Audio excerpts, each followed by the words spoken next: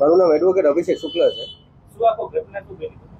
આજે મારી ઓફિસ છે અયોધ્યા ચોકમાં 150 ફૂટ રિંગ રોડ ઉપર વિરલ હાઇટ્સ બિલ્ડિંગની પાછળની બાજુનું પાર્કિંગ અમારું જે ગવર્મેન્ટ અપ્રુવડ જે પાર્કિંગ છે એ પાર્કિંગમાં અમે અમારા વાહનો પાર્ક કરેલા હતા, ઓફિસના બધા મેમ્બર્સના અને અમારા બધાના.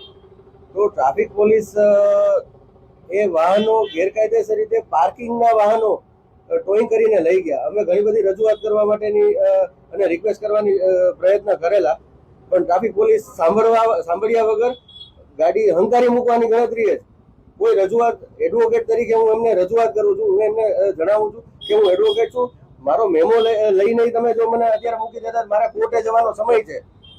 કાયદામાં જોગવાઈ છે, સુપ્રીમ કોર્ટના ઘણા બધા ગાઈડલાઈન છે કે જ્યારે કોઈ પણ એડવોકેટ કોર્ટે જતા સમયે કોઈને રોકવા નહીં, એવી ગાઈડલાઈન ઘણી બધી હોવા છતાંય ક્યારેય પણ એક પણ વસ્તુ સાંભળ્યા વગર ટોઈંગ કરીને લઈ ગયા.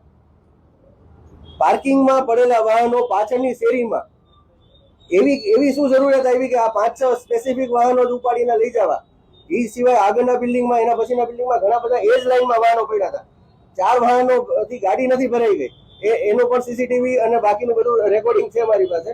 એ રજૂઆત કરવા હું સીપી ઓફિસે હાલ જાઉં છું કે પાર્કિંગના પડેલા વાહનોને કેવી રીતના કાયદાકીય રીતે ટોઈંગ કરીને લઈ જઈ શકાય.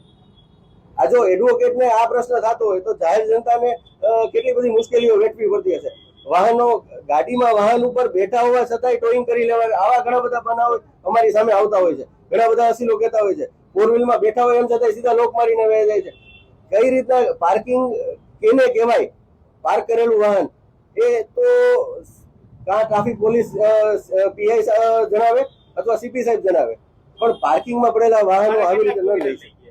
અત્યારે અમારી ઓફિસના 3 થી 4 વાહનો અત્યારે ટોઈંગ કરીને ક્યાં લઈ ગયા છે એ પણ અમને નથી જણાવ્યું.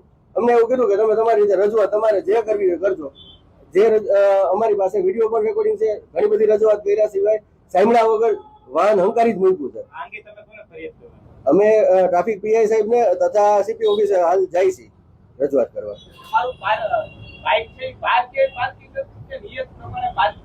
બિલ્ડિંગનું અલોકેટ પાછળનું જે પાર્કિંગ હોય કાયદાકીય રીતે, એ પાર્કિંગમાં જ અમારું વાહન હતું.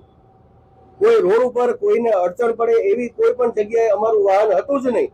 એમ છતાંય ખબર નહીં કેવી રીતના અને કોની રજૂઆતથી આવી રીતના પાર્કિંગમાંથી ગાડી લઈ જાય એ પણ અમને જણાવ્યું નથી. બસ કોઈનો ફોન આવ્યો અને અમે લઈ જઈએ છીએ. આ કેવી રીતના?